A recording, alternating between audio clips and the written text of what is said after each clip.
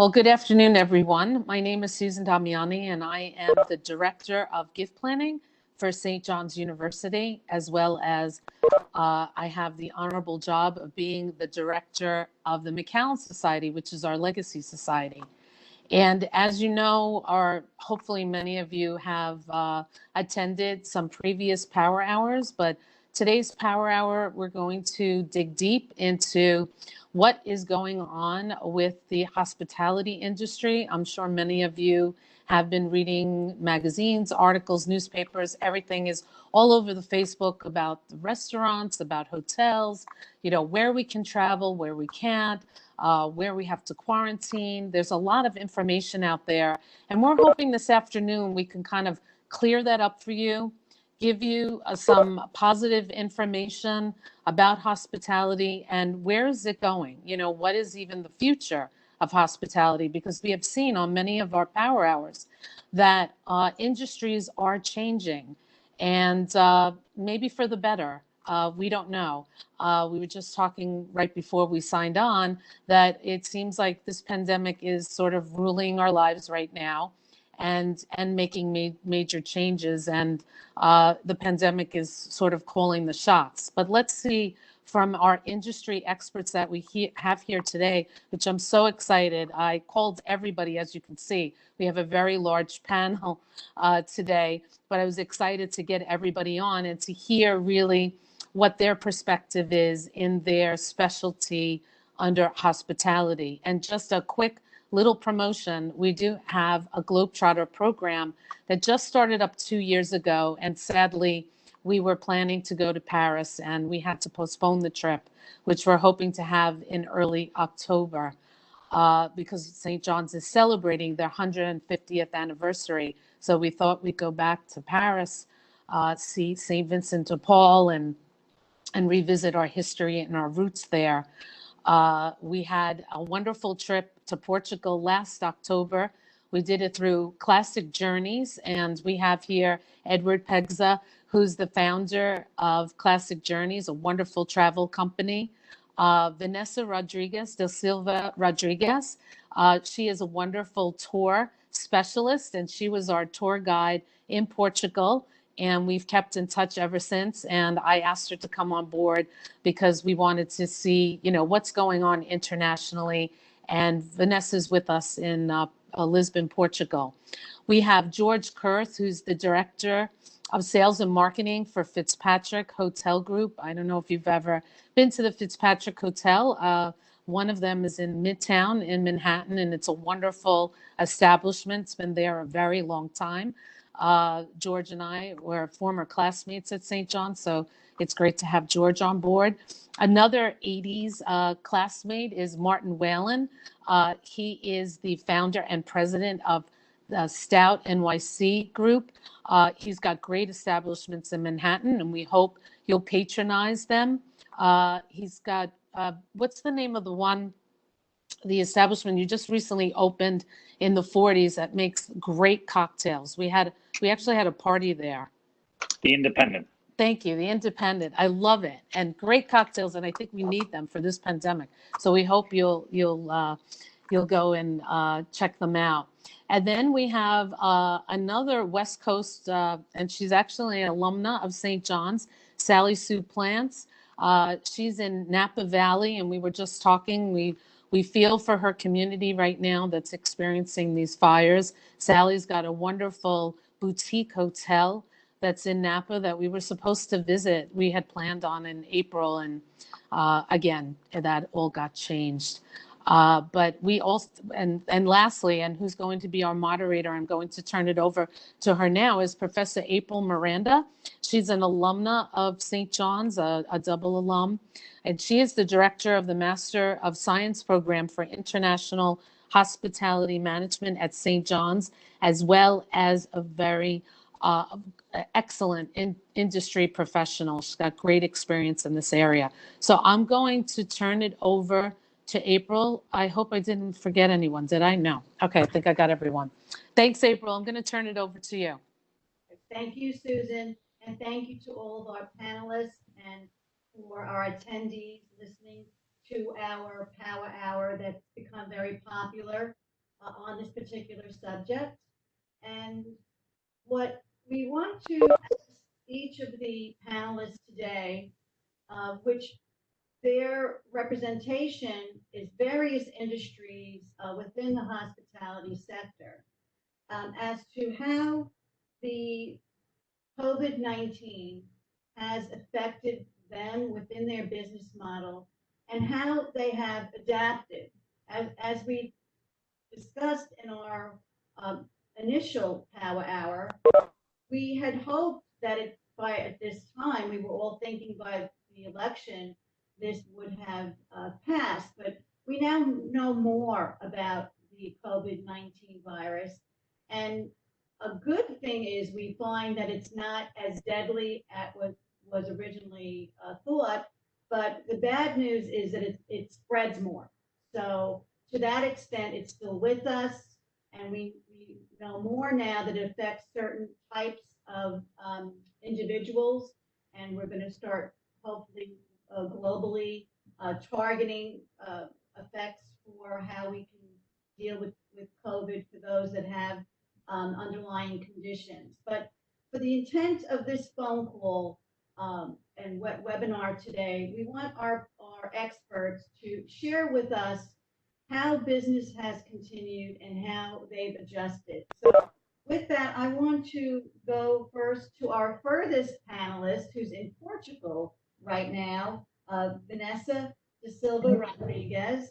And I'm going to turn it over to you, Vanessa, where you can share with us how your industry has adapted to the COVID-19 influence. So first of all, hi everyone, and thank you for inviting me. Regarding this question, well, of course, I have been strongly affected by the pandemic because people, as you can imagine, they're not traveling either in groups or individually. So I have not been working as much since mid-March. But up until then, I was really busy guiding tours around Lisbon, mostly. And this was going to be a very promising year in terms of tourist influx traveling to Portugal, coming, of course, mostly from other EU countries like the UK, Spain, which is right next door, Germany, France, Italy, and of course, the US, considering other markets. And the US is a very strong one to our country. Brazil, because, as you know, it was a Portuguese colony, so we have a great relationship with Brazil, and the Brazilians, they love to travel to Portugal. Additionally, our country has received many travel awards, and so there were very high expectations for the industry this year. So, since we have the virus, COVID-19, we surely have to adapt. And whenever I have to go on a tour, I make sure that all safety requirements are fulfilled, and everybody has to wear a face mask, of course, including the guide.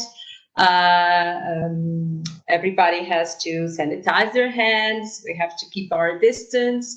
We have what we call the whisper, so that I can explain everything that travelers are seeing. But of course, we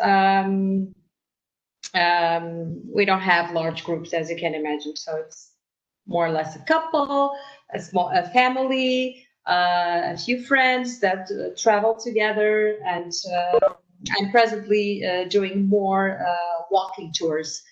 And at the same time, I'm developing a website so that I can, show to possible travelers what they can do, when they come to Portugal, what they can visit. And I'm focusing on a more personalized experience, because I think that the near future, the trend is going to be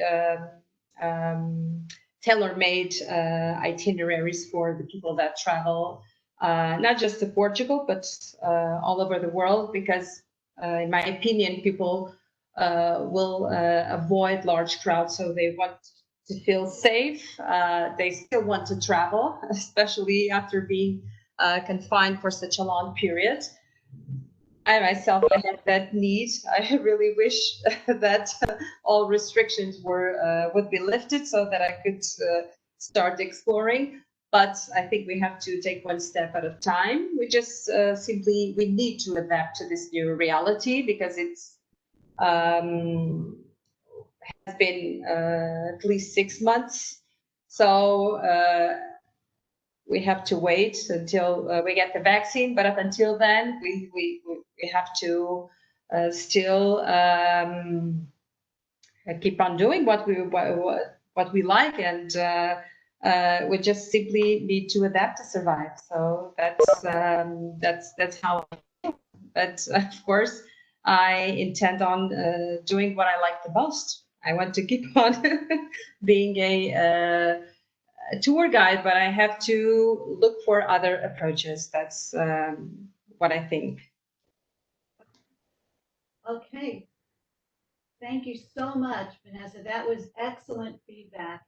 And I would imagine, in addition to Portugal, your surrounding countries within Europe are probably experiencing the same situation. So that was a great overview for us as far as the European travel situation is concerned. And we wish you good luck. And I think that you have a good plan in place on plan B on how to move forward. Because you're correct, people do want to travel, and when there's a will, there's a way. Thank you so much. Okay, we're going to move now to New York and hear from George Kurth, who Susan introduced as an alumni like myself at St. John's University. And George is representing the fabulous property of the Fitzpatrick Hotel. And George, let's hear from you on how you're dealing, especially in New York, where we're still pretty much in a shutdown. Okay, well, thank you, Dr. Merenda. I appreciate it. I always like to be positive, but it's very hard to talk about the state of the hospitality industry in New York without being a little negative. So let's treat this as a good news, bad news thing, and let's get the bad news out of the way first. New York City has had a vibrant hotel and restaurant industry for many, many, many years.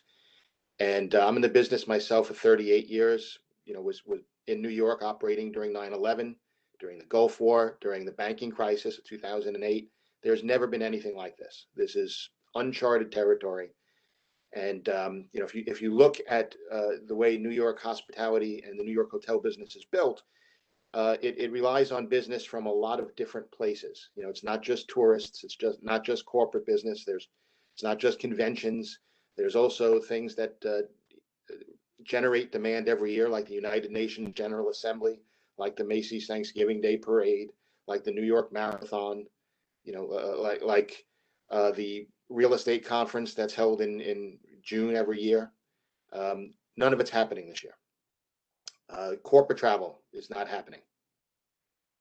The biggest challenge for us is the fact that we have a quarantine on international travel coming in, and that's a huge segment.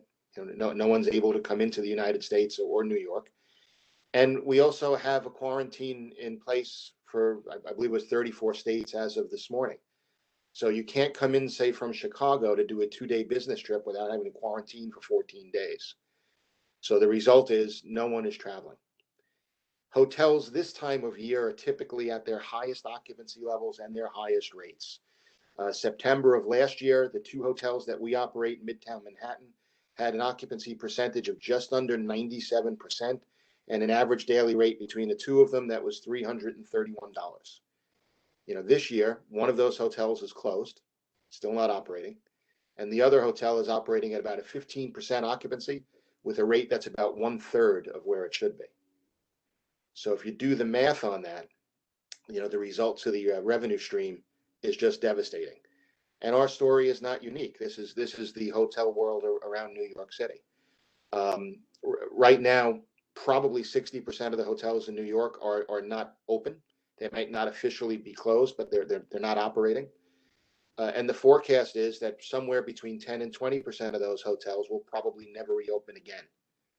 There have already been some very big names that have announced that they're permanently closed. The Omni Berkshire Hotel, the W Downtown, the Marriott East Side, the Maxwell, the Courtyard in Herald Square.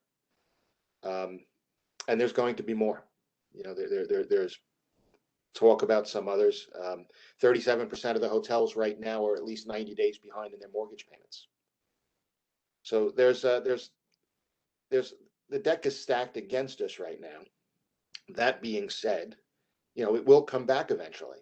People like to travel. I love to travel. I'll bet everybody in on the call today likes to travel. And at some point, business will have to resume. Corporate business will have to resume. It may be that some of the things that we've had historically are permanently altered.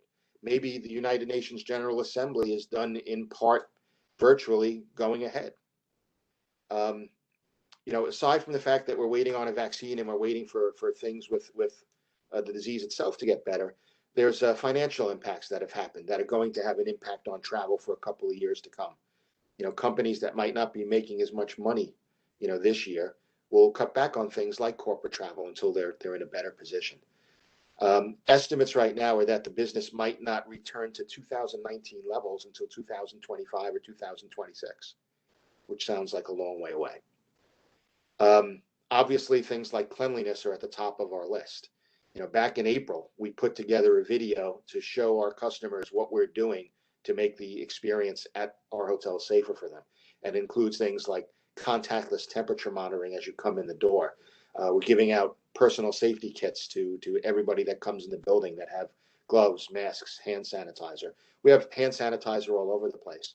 We purchased electrostatic cleaners to do our rooms. So you can actually see pictures of people going around the rooms, the bathrooms, all the furniture, treating everything with an electrostatic machine. It kind of looks like a humongous super soaker water gun that adds just another level of cleanliness and hopefully another level of reassurance to our customers as they make decisions to book us. That video has changed 3 times since April because we keep on finding new things to do. We've sent a chunk of our managers to take the Johns Hopkins course on COVID tracing. We just thought it was a good opportunity to expand knowledge. And, the more we know, the better equipped we are to deal with this. So that's, how we're tackling it on the operations end.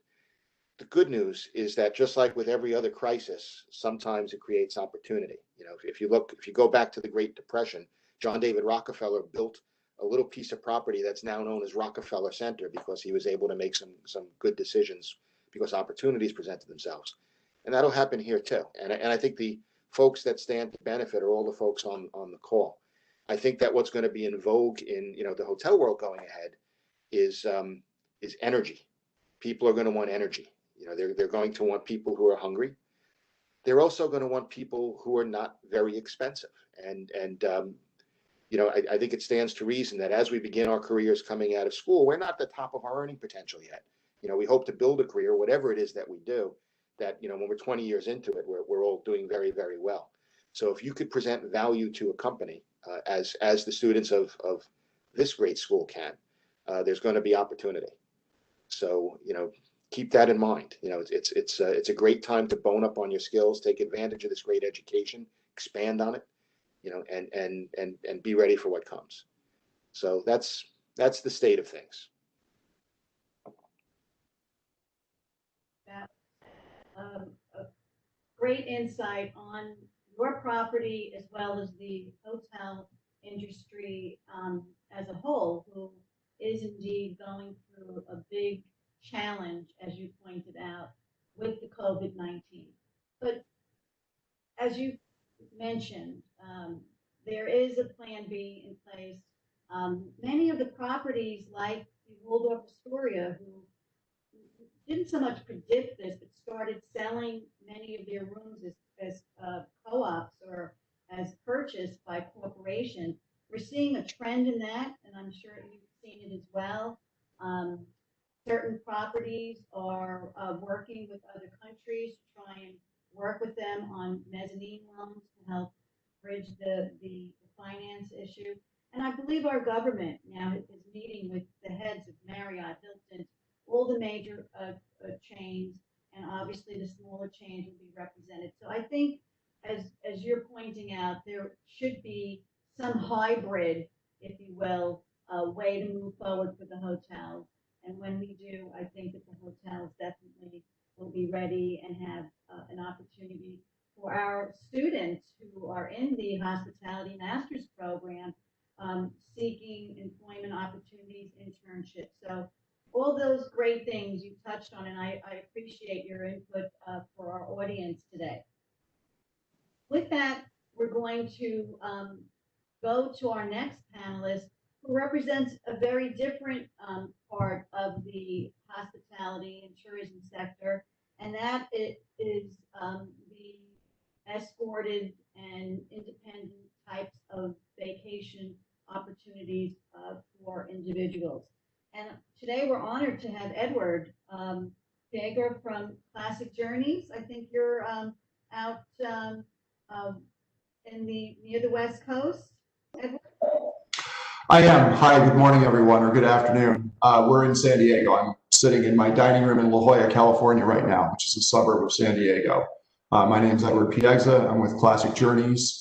As you heard, we're a tour operator, and I'll explain what that means. I'm also, for those who are students watching this, I'm a dad of two sons, one who graduated a year ago and went to Cornell, where he was in the hotel school, and now does structured financing for hotels and other properties, and one who is a senior now in college. And so I'm thinking about all of the students who are out there watching this. And there are opportunities for you that we can talk about later as well.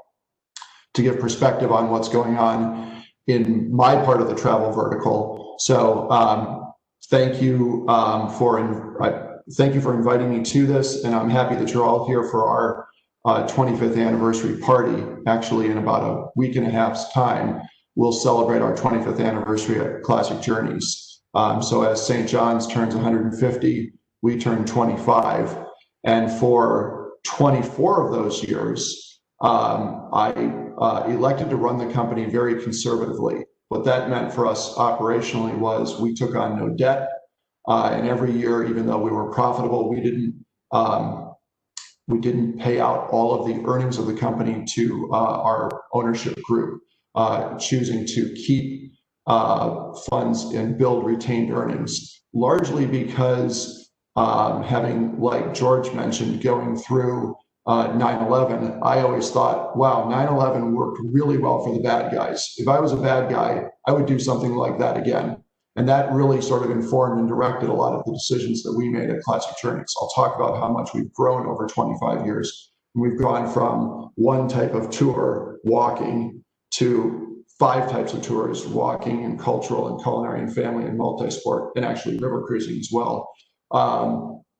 We started in one part of the world, which was Western Europe, and we've now grown to operate trips in 100 regions in 50 countries on 6 continents. We like to jokingly say there isn't a day of the year where the sun ever sets on Classic Journeys, because we run trips literally every single day of the year, all around the world. And we are the actual tour operator for all of those programs. And there's something that really sets us apart in terms of how we operate our trips, and that is we work exclusively with expert local guides. You already met Vanessa at the start of this program today. She's one of our expert guides in Portugal, and we've chosen to, rather than fly guides in or bring them in from other parts of the world, we've chosen to have expert guides as the face of Classic Journeys for all of our trips, and it's really benefited us and our guests, we believe, because they're getting that local expertise and insider's knowledge and passion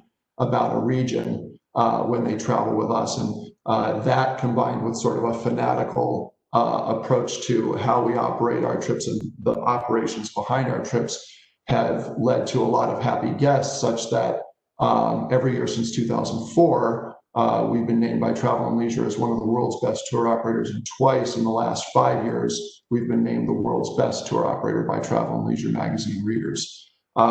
In terms of how the pandemic has impacted us and our guests, it's really interesting. So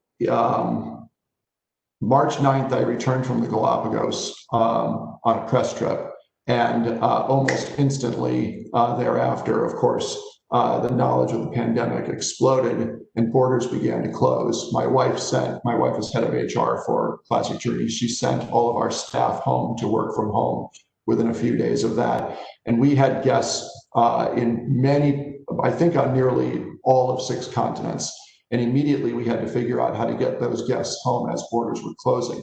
So we had some very interesting situations where, for example, we got the last 2 seats out of Cape Town for some guests. We had to utilize our connections with the mayor of Easter Island in order to get guests off of Easter Island to Santiago, Chile, to bring them home. So utilizing our local guides and their access in order to get guests home as borders were closing. Then we had already, as we were going into our 25th year, we had already instituted a program of a mindset of we are a startup with 25 years of experience, because we thought that at 25 years, it was a good time to sort of rethink everything that we were doing in order to make sure we were doing it the best way we could. So that already put us in a mindset of how do we approach everything in the best way for our guests. And so that's informed what we've been doing with the pandemic. Everything from making sure that, for example, we can socially distance when we're on tour, to PCR testing for our guests before and at the start of our tours. So all those sorts of things that we can talk about in the next part of this, but I think it was Rahm Emanuel who famously said, never let a good crisis go to waste.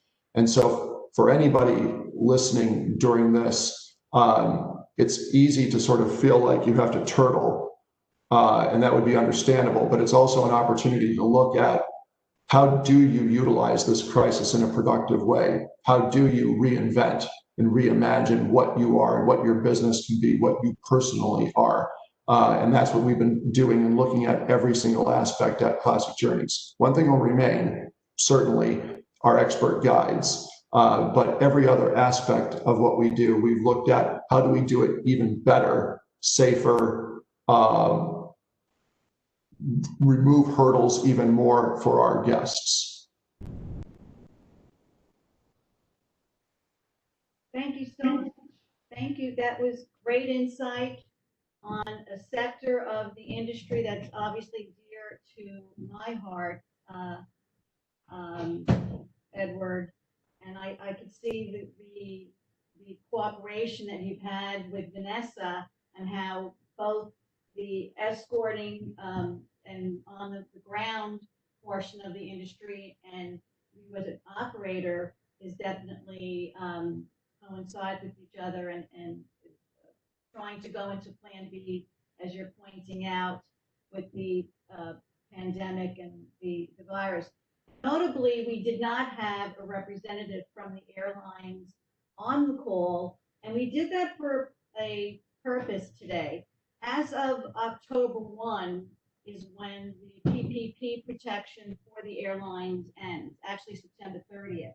And it is with that we decided, let's see what's going to happen with the airlines, because some airlines now are saying they're going to have to cancel routes, gateway cities, and obviously the trip begins with the airline ticket. So we could be having great plans here, but if we can't get clients to get to Portugal or to join some of your trips, Edward, that's a whole other story. And certainly with the evacuation plans that happened during the COVID initial break, we certainly need cooperation with the airlines to assist students. I don't know if the panel or the attendees are aware, but February 28th, I was taking a group of our St. John's University students to Rome and the Amalfi Coast for a global experience within my resort management class, and we had to cancel. We could not take that trip, even though technically they said that the pandemic didn't begin until March 3rd. I think that was disingenuous because we in good conscience could not take our students over to Italy with everything that was going on. And the university did a great decision. So thank you, Edward, for bringing that insight to our attention. And we're going to go back to the New York area again with a representative that is also an alumni for us at St. John's University. She represents the food and beverage aspect of the hospitality and tourism industry. And I want now to introduce and bring on Martin Whelan. Hi, how are you? I think my industry has probably been represented the most in the press, in the city that's probably been represented the most in the press. And we shut down completely. What has been happening since the shutdown? Well, I own a total of 11 places, and I was building a 12th. I did lose one, so it would have been a 13th. I did lose one. The landlord did not come to the table. So I had to renegotiate all those, I get amendments to those leases. With the PPP, which went from 25% of PPP you could spend on rent to, they changed it to 40% when they realized where we really needed it. And that was the carrot to my landlords. I still have 4 more places to negotiate. One of my landlords is one of the top 3 landlords in New York, and it just takes time. Another one's a pretty big player too. And so 4 of my places are split between those 2 landlords. They own the buildings that 4 of the places are in. What have we done since? Outdoor dining the rules were very limited on what you could do. If you had a bus stop outside, you couldn't do it. If you had certain other things, you just couldn't do it. And then there's areas where it just didn't make sense to do. 6 of my open places are in Midtown. And this even goes to now that we're going to be allowed tomorrow to open. Today's the 29th. Tomorrow we're going to be allowed to open at 25%. I will not open most of my places at 25% and there was a protest as well yesterday to try to get it to 50%. But even that does not work because in Midtown, 50% of not a lot is still not a lot. And you could be open at 50%. You might not even fill at 50%. I do like to stay positive, as George mentions. I live in Queens. I'm in the city every day. I like to stay positive. It's not as bad as you read. There is visible problems, but I laugh because I hear the negativity from people my age. New York was a much worse place when I was at St. John's, and we loved going into the city. The only difference now is we're old and we like things a certain way. So if you're young and you're obviously willing to put up with more, there will be many opportunities in New York because the rents will come down. But what am I doing in the meantime? So I do have a few places open. One of them is doing particularly well. I will open in conjunction with the outdoor. I will open some at 25%.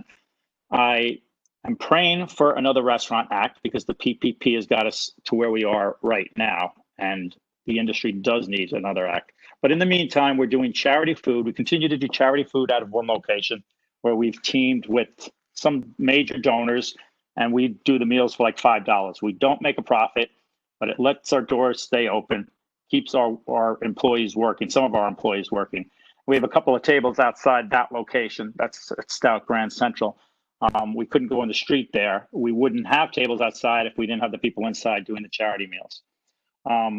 The ones that are closed, I decided to do blood drives out of. It sounds very unique, and it is very unique. To give a pint of blood inside a bar.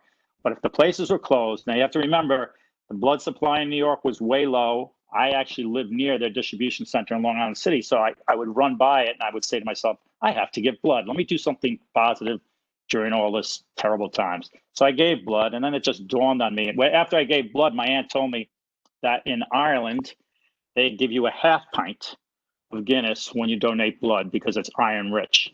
And I said, that's a great idea. How about we do a give a pint, get a pint campaign? Now, New York is obviously different. You cannot get a drink on the day you give blood, but we are giving vouchers out to come get a free pint any 24 hours after you give blood, and it's good. There's no expiration date on it. So we've done it out of 5 places so far. We've collected over 300 pints of blood. And this is why offices are not having blood drives. Churches are not having blood drives. A lot of blood drives are down. And why it's hard to make an appointment at one of the blood centers in New York. There's only 2 of them. There's only 3 of them in the 5 boroughs. They were very, very gracious and happy that we did that. I'm also trying to start a ghost kitchen. If you don't know what a ghost kitchen is, it doesn't have a brick and mortar address. I will not tell you the concept because they're still working on it. And the whole idea is it's not to be affiliated with any of my restaurants. And we're also trying to up our delivery and takeout game. My places weren't focused on that beforehand, but again, you have to try and pivot, and that's what I'm going to be focused on. Thank you. Thank you so much, Martin. That was a great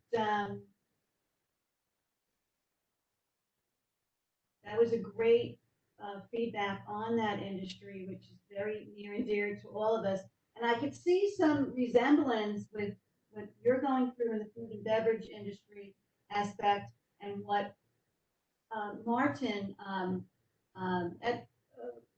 was saying as far as the hotel industry. 50% of restaurants are probably going to close because of what's happened.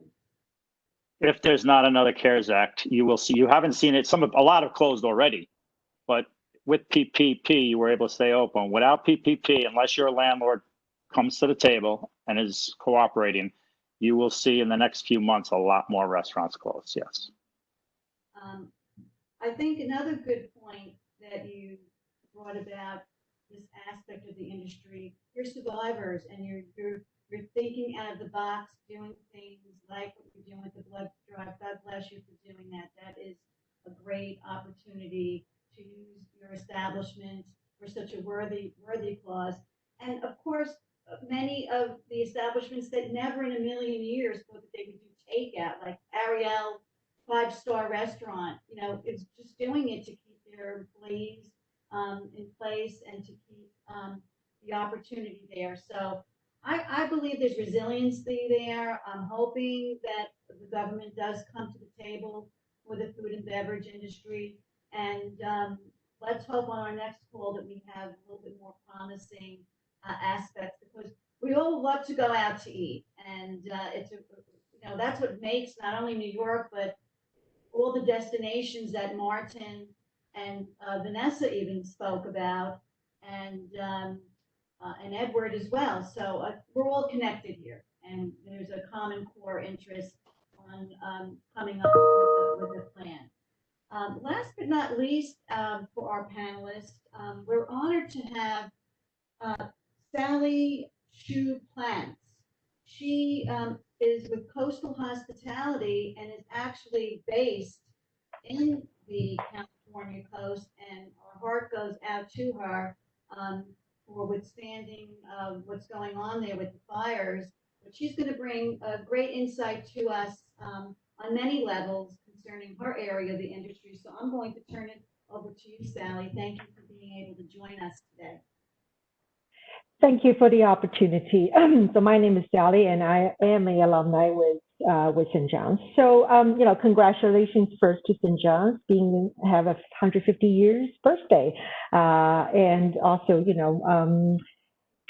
Edward's been 25, and Coastal Hospitality is relatively young. It's the 5th year of this new venture. But as April just said, we just can't get off been the title of the news. Yes, the fire is devastating, and so I would like to talk basically what we have to deal with basically the COVID-19 plus the fire. So COVID-19 certainly is very new and it's never happened, but the fire actually has been, kind of norm for the area we have been dealing with a couple of years.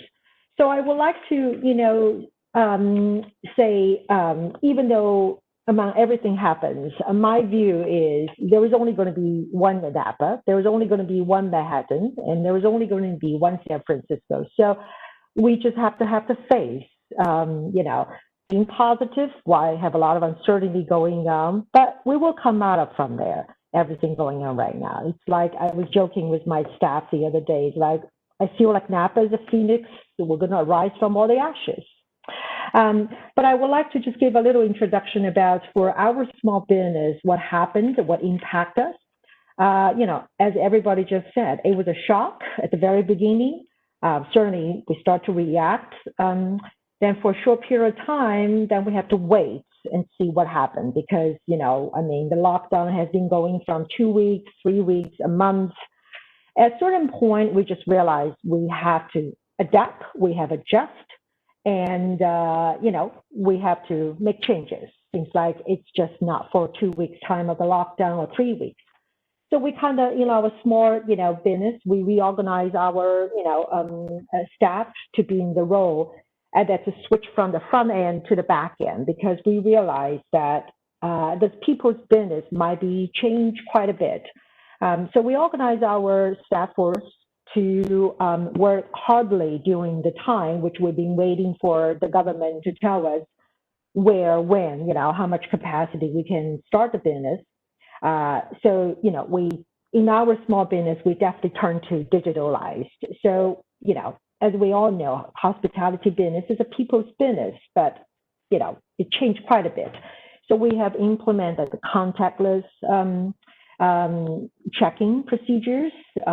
We have to change all the door locks into digital locks. So we have to, so we don't reduce one factor of, we don't have to hand out the key to the guests anymore. So part of it is also stay relevant. So we have been active, even though there's not much going on, in the business side. But as a small business, I also believe that we have to stay relevant, keep the presence, because when the thing's coming back, people know you're still there. So we try very hard, and I have to thank to my staff and also the community that's very supportive in every different way. Because as we say, we're all in this together. And also, because it's a business, we have to think about the future of business while we have to maintain. So our, philosophy during this period of time is hunker down and, make some forceful changes, but always see the silver lining, behind everything. As I was joke to my staff, I'm not a very techy person, but I am forced to learn, a lot of technology because I see that is the way that's going to be in all sorts of the business. So on the other hand, I always say, regardless what's going on, we have to keep the faith. It's very important. Just like what St. John's has been, all these years about, and in our each of life and the business, you have to adapt and you have to make adjustments. But on the other hand, never lose the course that you are. What are you good at? It is every business, small business, have to find its niche. So we are a small boutique and, a haven for a gluten-free population. Everybody came to my place. They know they are, they're free. They're safe for, everything that in the hotel is gluten-free. And then we have a very good culinary program that we serve the breakfast, serve the spot, and we make gluten-free cakes, everything, even the shampoo, everything, the linens. And then we have to stay our course. We can't lose that side of the business because when everything comes back, we're still there. And I think it's, it's just a little 2 cents for every small business. It's pain, but there's a lot of ways that you can stay your course. So There was only one Napa, there was only one San Francisco, there was only one Manhattan, and even though I know everybody's beginning hard, but I think we have to find, the strengths through all these turmoils, being positive in active, and find the ways to find the opportunities, and that's my 2 cents. Thank you, Sally. That was fantastic. Thank you so much. What a great way to end our panelists' overviews with such a positive and reinforcing way of thinking. It is what it is.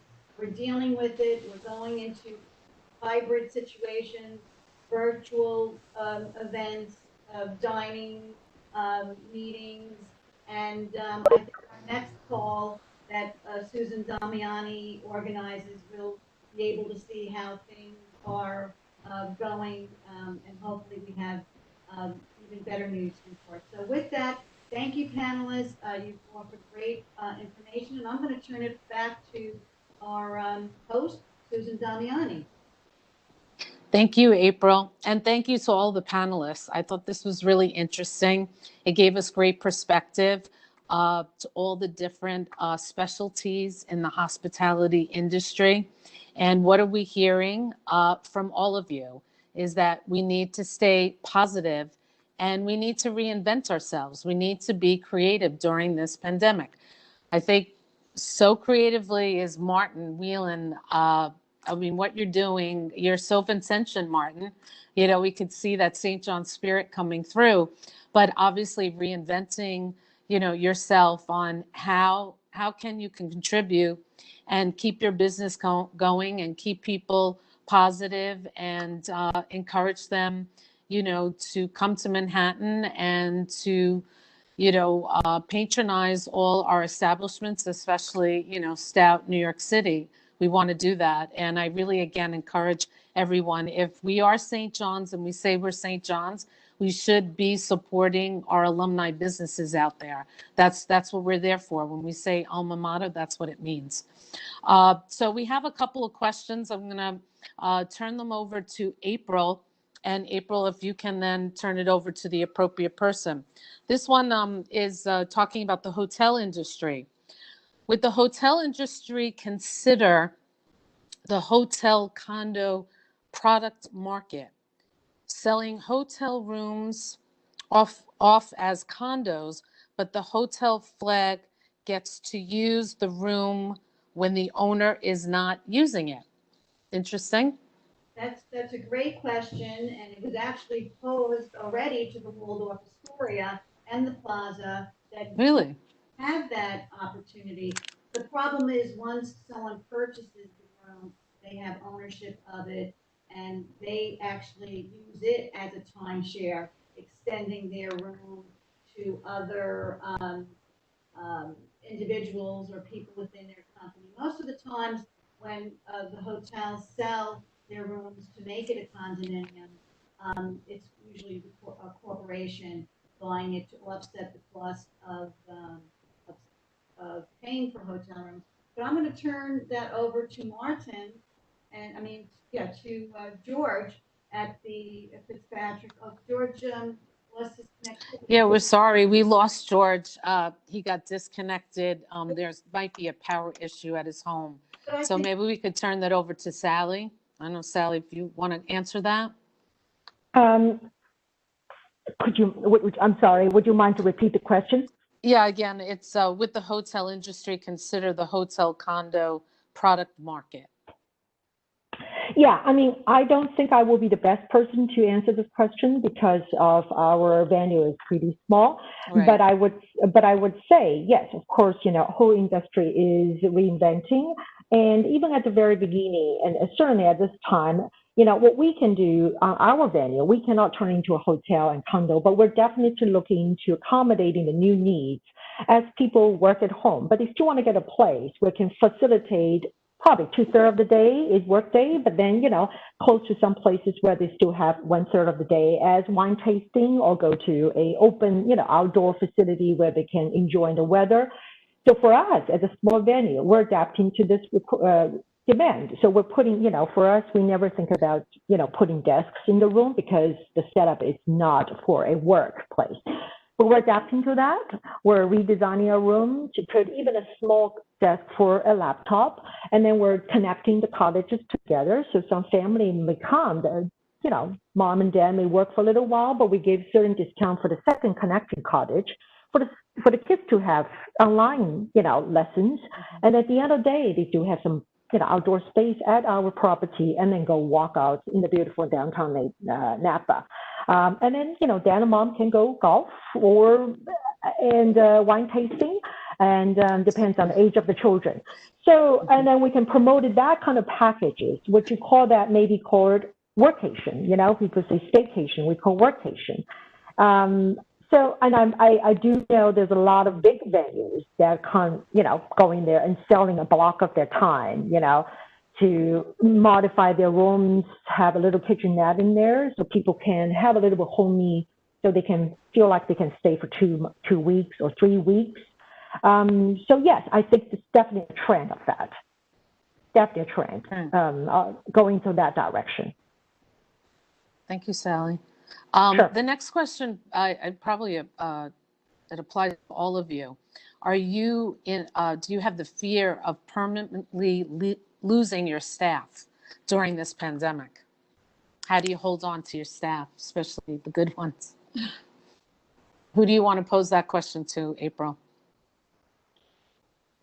Pretty much everyone during their 5 minutes of fame today spoke about the hardship that's happening right now.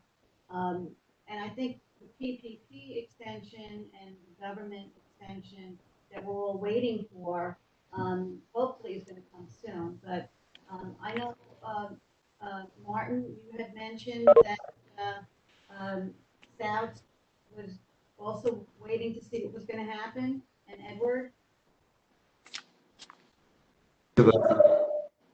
So I think the big question, at least probably for all of us, certainly in my part of the vertical, is how long is your runway and can you survive the restart?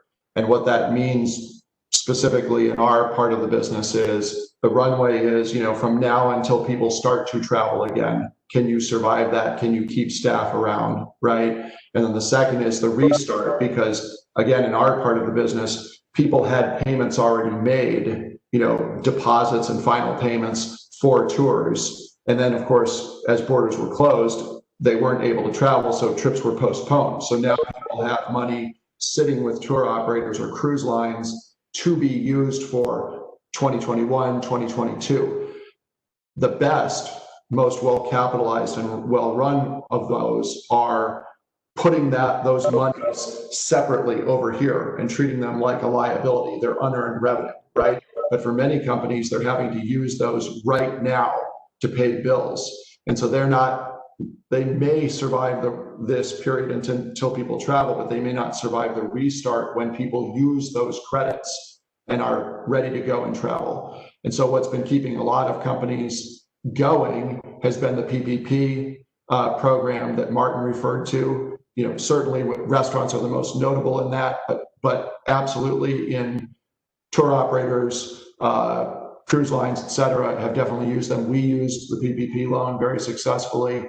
It lengthens the time, right? It lengthens the runway. We already, we're in a position to have a long runway, but the PPP certainly helps it specifically to employees. There is something that they call the P4, which Congress seems to be in favor of, which is to do another PPP program for those who have taken advantage of it and paid it off and are under 100 employees and are not publicly traded, et cetera.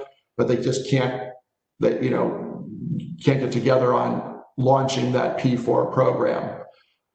It would be a godsend, obviously, for everybody if that came along, because it would give another, 24 weeks of time, let's say, 8 weeks over 24 weeks to lengthen the runway for people and specifically for employees.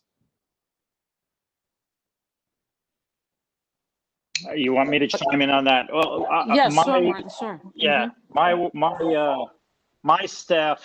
I mean, I have a lot of what you would call unskilled workers, obviously. When we started to open, there were some people, and I, without getting political about it, there are some people who choose to sit home and collect unemployment with the $600 extra a week. As we open, I think I will be able to find workers because there's a lot of closures. We've lost some people. Some people have gone to jobs when we were closed. They were lucky enough to get a job in a place that maybe had a huge outdoor area and was able to take advantage of that. But I'm not worried about that as of right now. We had a big trouble getting staff previous to the pandemic because unemployment's low. So I think in the long run, this will actually help us. Interesting. That segues into, we're going back to indoor dining, right, Martin? And, Yes. But we're also facing the winter is coming upon us. And I know with some of the restaurants that I frequent, 25% is maybe 8 people in a restaurant. So obviously they still need that outdoor component to keep their restaurant going. And then you're thinking about winter, and I'm really praying for a very, very mild winter for everyone so that we can really sit outside comfortably. So again, how do we survive? Obviously we're saying the funding, but how do we extend that, and how do businesses survive the next 5 months? If you have outdoor, so there's a lot of talk. There's no place with more rules and regulations than New York City. So the rules around heaters outside are very complicated, and we're still waiting for further clarity. But New York gets cold. I mean, it's going to get cold at some point. We tend to go, we've got the full 4 seasons. We tend to move into those seasons very quickly while we do have mild winters. If you have an electric heater so say you've been in somewhere near a beach and it's been a chilly night, and there's a propane heater next to a table of 6. Well, the guy next to the heater is too hot, but the guy at the other end of the table. So I've experienced that. I can tell you, yes. I was on fire. I was burning up. Yes. Yeah, it's not going it's not to work. Ideal. I never mentioned this. We operate the bar and some of the food at Bryant Park's Winter Village, which is going forward this year, but they're doing it all outdoors. So they will have a lot of heaters, but people are, there's an ice skating rink there, so people are in the mindset. And, because we're outdoors, if we put those dividers up, we can go past 25%, as long as it doesn't get out of hand. That's going to be real interesting because, obviously we're working in conjunction with Urban Space, which is known for their food halls, but they operate the Winter Village. And we're working in conjunction with the Bryant Park Corporation, which is a BID, Business Improvement District, and the New York City Parks. So the park got behind it, and it's the one thing in New York that seems to be happening. So it's going to be very interesting to see how we do this winter. That's great, but I hope you're getting after the mayor to say he has to increase the percentage as the cold months come. Yeah. Come on, you have to get after him. Well, the plan is to increase the 50% November 1st. Oh, okay. But let's be honest, as George mentioned, you see what's happened in Europe. I mean, I'm preparing myself for the worst, which is to get shut down again. And I'm praying that we get another stimulus from the government just to get us through to the spring. And, by then, hopefully we'll have a vaccine and we're moving forward. I honestly believe New York City this time next year will be very much on the road to recovery, but it might take that long. But I'm not one of these people saying years and years and years. It's not going to be right. Years. Yeah, good. I like your positivity.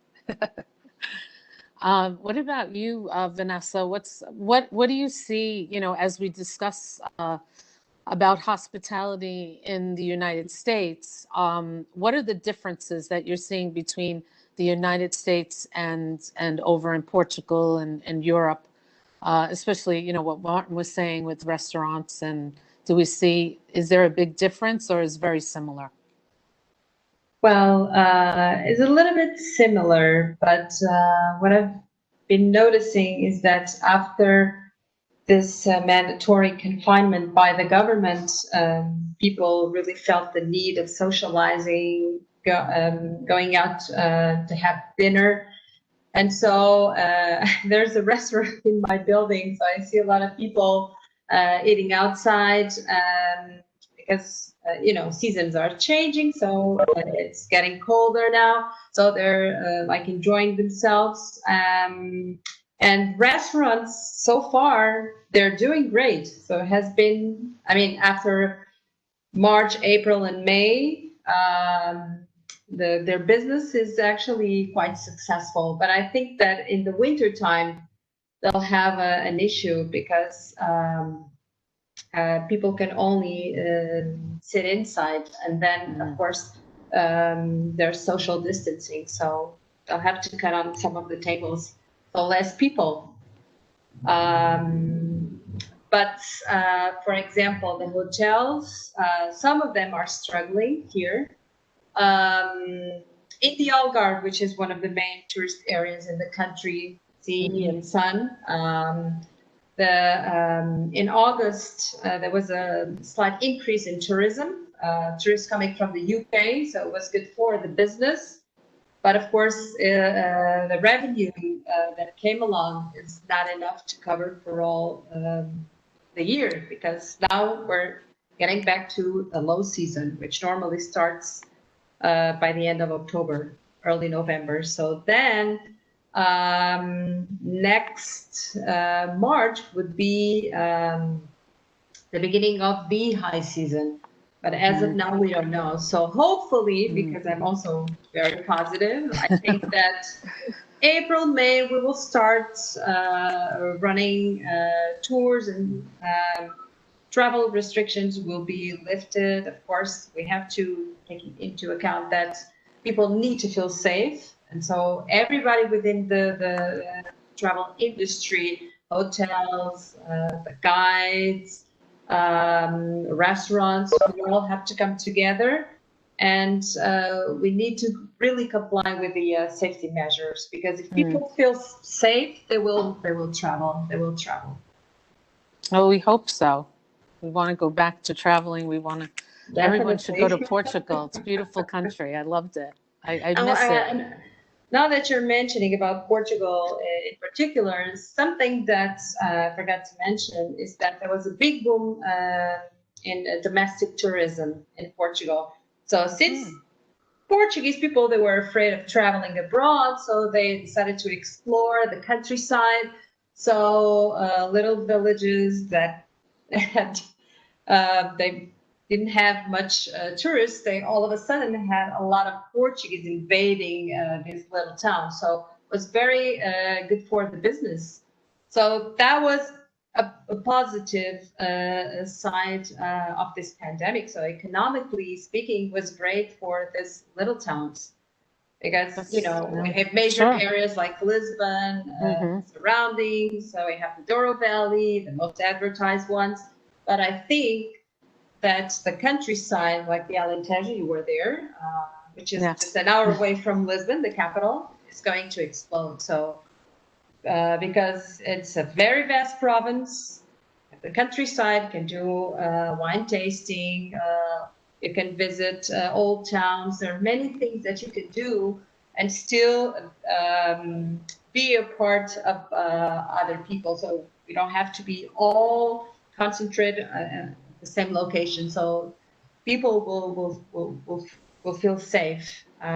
That's great to hear. I mean, we had that, I would say it's similar here in New York, where so many people were staying local, and the Adirondacks, Saratoga, the Finger Lakes, like everybody was going to more of the local towns and exploring where normally, they would be traveling elsewhere. So I think upstate New York saw a boom, I would think, in travel. Don't have the stats on that, but just based on Facebook and friends and so forth, I noticed that a lot of people were traveling in that, that area. The one thing we did not touch upon, and before we close, I'd like to cover, if someone could give us some indication, because I know a lot of our alumni are always taking cruises. Everybody loves to cruise. April, what's going on with the cruise industry? Because I know Sally and I were speaking yesterday, and I said to Sally, hey, maybe the boutique hotels are going to have an uptick, because no one wants to go on these vast cruise ships with thousands and thousands of people. They already get the norovirus, and all these types of things happen already that we saw over the years with cruises. And now you have, COVID-19 on top of it. Is that going to scare people away or not? That has to be for another call, but there's just so much involved with that. Obviously, too, with the airlines, if you can't make it to the cruise ship, certain airlines are going to be cutting off routes. We're seeing a lot of cruise lines selling ships. We now see that Royal Caribbean and Carnival are not going to be starting up again until 2021. They're revamping the ships with certain materials and lights, and they're also hoping that the vaccine helps, but they're also meeting with our government trying to get some type of protection. They're going to be in a bad situation. So we have maybe our next scheduled call. I think we hand in hand, the cruises and the airlines can be touch base. I can tell you that the river cruises, which are smaller and maybe have 50, no more than 100 people, they're starting like Uniworld or AM Waterways. They're starting to promote their season in March of 2021. River cruises, but the main cruise lines we need to wait and see what's going to happen. They've pretty much delayed. Edward, I know that actually Classic Journeys has just started up river cruises, right, Edward? We have, but I actually, rather than making a pitch for our river cruising business, I want to just give you like a little quick insider tip. There's going to be this little anomaly that takes place, because what April's saying is correct. CLIA, the Cruise Line Industry Association, CDC, and everybody has put in place these no sail guidelines, and so really no real cruise lines are going to be cruising until sometime in 2021. There's going to be this window of opportunity where places that are historically major, that are have huge numbers of cruise passengers visiting them, Venice, Dubrovnik, Ia in Santorini, places where normally if you're there either as a cruise passenger or you're there as a land-based explorer, all of a sudden from 10 a.m. until 4 p.m., the complexion of that place changes very dramatically when tens of thousands of cruise passengers arrive. And there's going to be a period of time in 2020 now through maybe the first half of 2021 where you're going to be able to see a lot of those places with very few or no cruise passengers. Just to walk Dubrovnik in the middle of the day or Venice in the middle of the day and have it much more substantially you and the locals, and not, multiple 5,000 passenger cruise ships there. So for those who are thinking about travel, there's this little anomaly that might take place, that will take place in the first half of 2021 that you might want to take advantage of.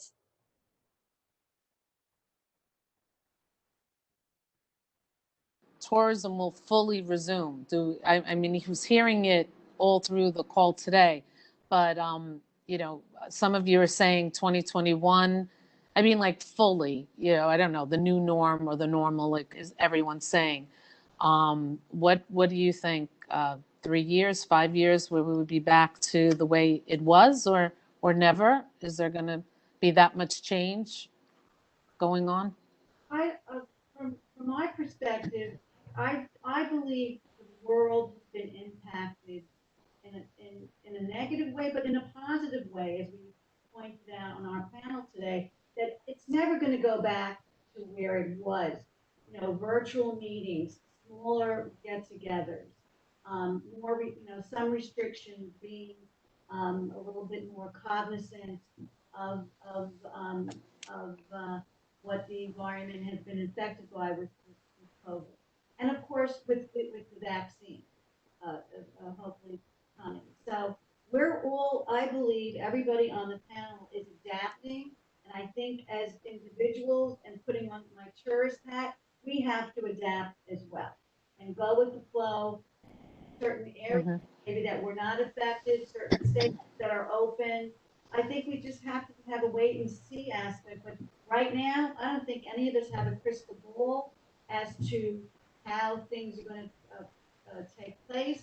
But I think we are all making amends and plans for the hybrid world that we're going to be living in, with half of one, situation and half of the other. Thank you. We're coming to a close now.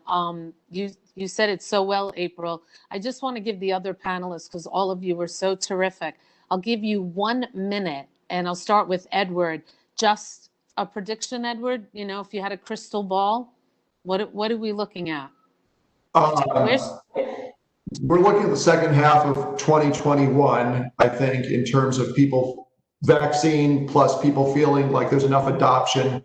But it's going to be things like travel bubbles. We've created a travel bubble in Ecuador for people going on our Galapagos trips so that they can feel comfortable. There's going to be people looking for ways to socially distance without losing the human interaction.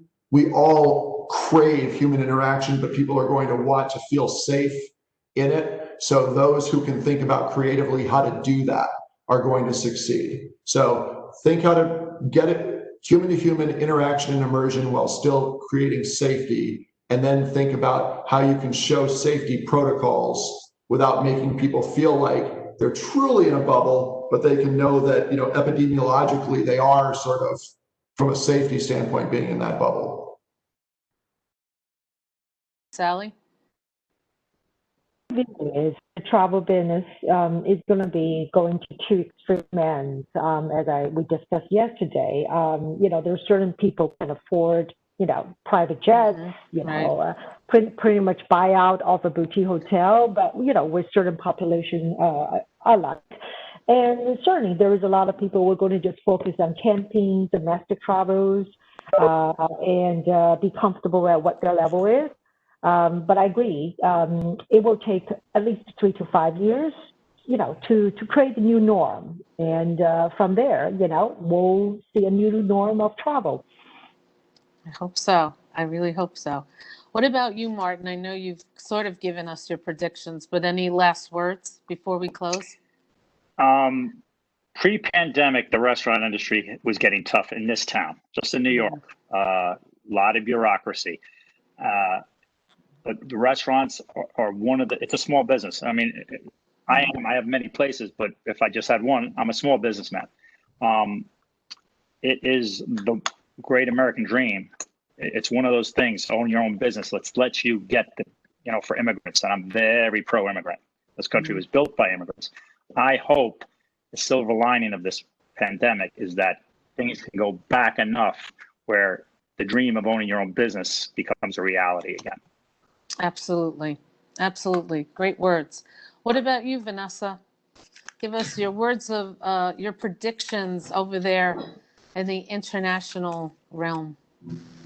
I think that things will start to increase slowly. And as Edward has said already, as long as people feel safe, they will want to travel, but we have to provide them with great experiences. Another thing which I have mentioned already is the importance of domestic tourism, because it's going to boom the economy of the country, in this case Portugal, and I think it's going to be very, very important. But I'm always positive, so I think that next year, April, May, things will start to get better. Yes, they have to, because no one will want to be confined forever. So I agree. I think we're going to learn. This human interaction. Yeah, and I think people are already learning how to navigate through this pandemic, and we'll get better and better at it. And let's just pray for a vaccine. That's right. But I want to thank everyone. Professor Merenda, thank you so much for moderating this session. All the panelists, our alumni for supporting alma mater and coming out here. For the students that were viewing this session today, I hope this was helpful and educational to all of you.